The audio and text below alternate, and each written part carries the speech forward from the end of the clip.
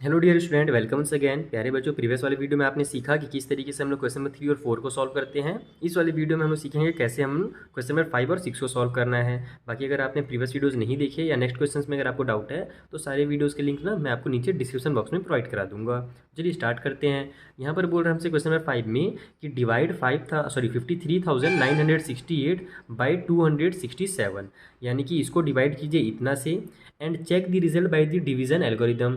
और उसके बाद जो आपका आंसर आएगा उसको आपको चेक भी करना है कि आपका आंसर जो है वो सही है या नहीं है, और कौन से मेथड से, तो डिवीजन एल्गोरिदम से चेक करना है। तो आइए कि इसको कैसे चेक किया जाता है, कैसे डिवाइड किया जाता है, मैं आपको जल्दी से कॉपी में समझा देता हूँ। तो देखो, जिस नंबर को डिवाइड दिया जाता है ना उसे डिविडेंड बोलते हैं, और जिससे डिवाइड दिया जाता है उसे डिविजर बोलते हैं। ये सब आपको पहले से पता है। तो यहाँ पर हम लोग क्या करेंगे, पहले तो डिवाइड देंगे, उसके बाद जो रूल है, एल्गोरिदम है हमारा, वो मैं आपको बाद में समझाऊंगा। तो चलो डिवाइड दे देते हैं। यहाँ पर 53968 को डिवाइड देना है हमें 267 से। ठीक है, आंसर मैं यहाँ पर ऊपर में लिख देता हूँ जो भी क्वेश्चन आएगा।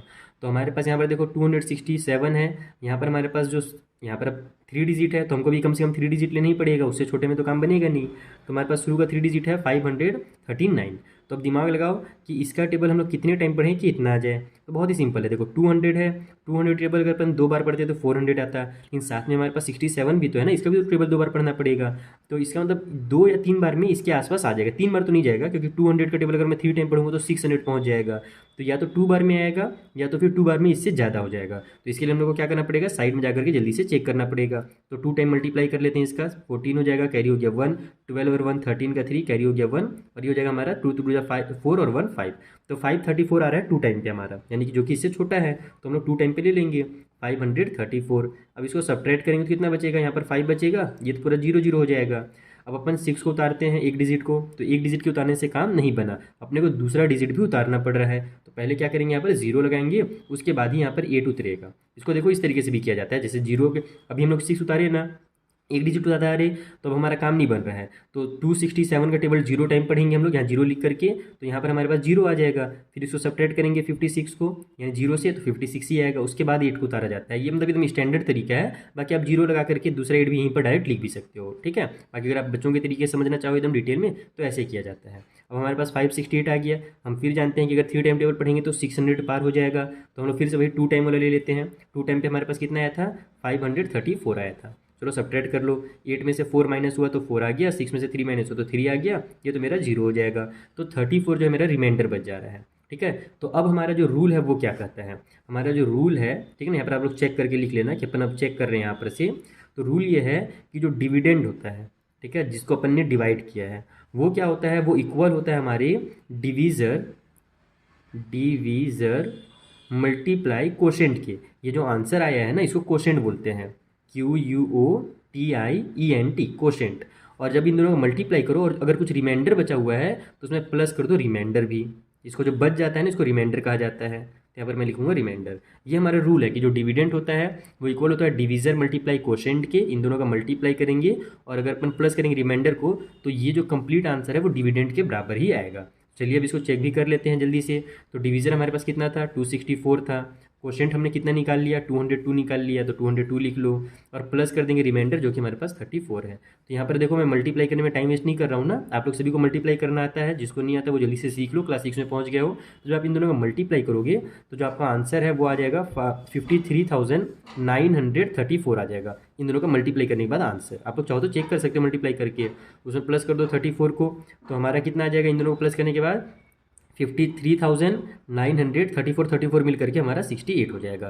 तो देखा आपने कितना आ गया, हमारा जितना डिविडेंड दिया हुआ था 53,968, उतना ही हमारा इनको सॉल्व करने के बाद भी आ गया। तो बस इसका मतलब कि हमारा जो आंसर है वो बिल्कुल सही है। तो इस तरीके से इसको चेक किया जाता है। आई होप आपको बहुत अच्छे समझ में आ गया होगा। बस ये रूल आप याद रखना थोड़ा सा, अगर ये रूल पता है आपको तो फिर आसानी से किसी भी डिवाइड वाले क्वेश्चन को ना चेक कर सकते हो। तो यहाँ पर हमारे क्वेश्चन में 5 कंप्लीट। चलिए जो अगला क्वेश्चन है 6 नंबर का, उसे भी सॉल्व करते हैं। तो देखो 6 नंबर में बोल रहा है कि find the largest 6 digit number, यानी 6 डिजिट का सबसे बड़ा नंबर पता करो जो कि डिविजिबल हो किससे, 16 से। आइए जल्दी से पता करते हैं वो कौन सा नंबर है 6 डिजिट का जो 16 से डिविजिबल होगा।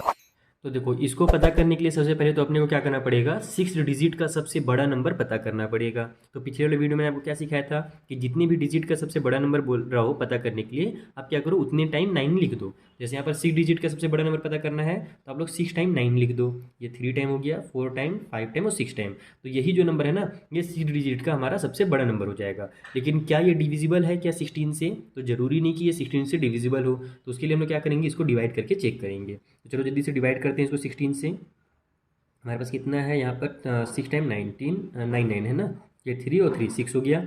चलो अब जल्दी से डिवाइड करते हैं।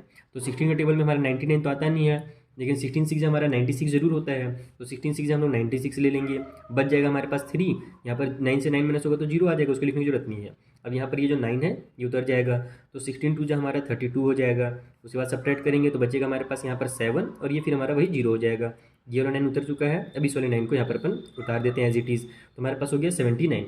79 भी नहीं आता है, हमारा 16 4 जा हो जाता है 64। उसके बाद फिर हमारा 80 हो जाएगा, जो कि बड़ा हो जाएगा 79 से, तो हम 64 ले लेंगे। यहाँ पर 5 बच जाएगा और ये हमारा 1 बच जाएगा। ठीक है, 7 में से 6 माइनस होकर के 1। अब हमारे पास ये वाला 9 बचा है, इस 9 को यहाँ पर उतार लो, तो 159 आ गया। एक नंबर फिर से वही छोटा पड़ गया, तो हम लोग क्या करेंगे, अब 16 का टेबल 9 टाइम पढ़ेंगे तो 144 होता है, 144 ले लेंगे। 10 टाइम पे तो हमारा ज़्यादा हो जा रहा था, तो यहाँ पर 144 लिया हमने। तो कितना आ जा रहा है भैया, ये 9 में से 4 माइनस हुआ तो हमारे पास आ जाएगा 5। 5 में से 4 माइनस हुआ तो हमारे पास आ जाएगा कितना, 1। ठीक है, तो फिर से वही 1 5 बन गया जैसे पहले था, और ये वाला 9 जो है फिर से उतर जाएगा यहाँ पर, क्योंकि 15 है जो कि 16 से छोटा है, तो इसीलिए अपने को अगला वाला नंबर उतारना पड़ेगा। तो ये हमने उतारा, और फिर से वही हमारा 9 टाइम पे कितना आ जाएगा, 144। अब सब्ट्रैक्ट करो तो कितना आता है, वही हमारा 5 हो जाएगा और वही हमारे पास 1 हो जाएगा। इधर तो हमारा 0 हो गया। तो अब इसके बाद ये हमारे पास कोई 9 है नहीं बचा हुआ तो उतारने के लिए, तो ये हमारा 15 यहाँ पर हमारा रिमाइंडर हो गया। अभी डेसिमल वगैरह यूज़ नहीं करना है। ठीक है, तो हमने क्या देखा कि जब हमने 16 को डिवाइड किया, मतलब इस वाले नंबर से, सॉरी इस वाले नंबर को जो हमारा 6 डिजिट का सबसे बड़ा नंबर है, इसको जब हमने 16 से डिवाइड किया तो हमारे पास 15 रिमाइंडर बच रहा है। तो रिमाइंडर का मतलब क्या होता है, इसका बेसिक कॉन्सेप्ट समझना बहुत जरूरी है आपके लिए। अगर आपने ये समझ लिया तो ये क्वेश्चन आपका यहीं पर कंप्लीटली सॉल्व हो चुका है। अभी आपको मैं आंसर तुरंत निकाल के दिखाऊंगा। रिमाइंडर के पहले आप लोग एक कॉन्सेप्ट समझो। रिमाइंडर बोलते उस नंबर को है जो एक्स्ट्रा होता है। जैसे कि मान लो मुझे 22 को डिवाइड देना है 4 से, तो जब मैं 4 से डिवाइड दूंगा तो 4 5 जब मेरा 20 आएगा, बच जाएगा रिमाइंडर 2। ठीक है, तो ये 2 क्या है, ये एक्स्ट्रा नंबर है इस 22 के पास। अगर ये नहीं रहेगा ना तो ये जो मेरा 22 था ये क्या हो जाएगा, 4 से पूरा का पूरा डिवाइड हो जाएगा। जैसे देखो 22 है ना, यहाँ पर आप 22 में से क्या करो, जो रिमाइंडर बचा है उसको माइनस कर दो, तो आपके पास कितना आ जाएगा, 20 आ जाएगा। और 20 जो है वो 4 से पूरा का पूरा डिवाइड हो जाएगा। अगर आप लोग देखो डिवाइड करके देखो 4 5 जब मेरा 20 हो जाएगा। तो यहाँ पर भी ये जो 15 है ना, ये एक्स्ट्रा नंबर है इस वाले नंबर में। अगर हम लोग इस वाले नंबर में से 15 को हटा दें यानी माइनस कर दें तो हमारे पास जो नंबर मिलेगा वो पूरा का पूरा डिविजिबल हो जाएगा 16 से। तो यहाँ पर चलो माइनस करते हैं। देखो largest 6 digit number which divided लिखो, डिवाइडेड बाय 16, या फिर विच इज़ डिविजिबल लिखो, डिवाइडेड नहीं, विच इज़ डिविजिबल।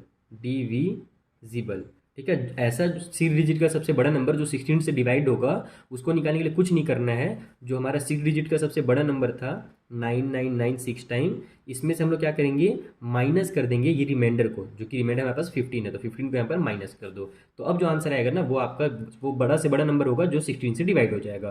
तो देखो 9 में से 5 माइनस हुआ तो 4 आ गया, 9 में से 1 माइनस हुआ तो 8 आ गया। अब ये वाला 9 उतर गया, ये भी 9 उतर गया, ये भी उतर गया और ये वाला भी उतर गया। तो ये देखो कितने डिजिट हैं इसमें, 1 2 3 4 5 6 डिजिट है, और ये 6 डिजिट का सबसे बड़ा नंबर है जो कि 16 से डिवाइड होगा। एक्चुअल में 6 डिजिट का जो लार्जेस्ट नंबर है वो तो ये है, लेकिन हमसे ये बोला था कि 16 से डिविजिबल हो जाए, तो 16 से डिविजिबल यही नंबर है। इसके बाद फिर अगर अपन दूसरा नंबर देखेंगे ना जो 16 से डिविजिबल होगा, तो वो फिर हमारा क्या हो जाएगा, अगला डिजिट हो जाएगा, यानी कि वो 7 डिजिट का हो जाएगा, 6 डिजिट का नहीं रहेगा। ठीक है, तो इस तरीके से आपको इसको सॉल्व करना था। यही आपका फाइनल आंसर है।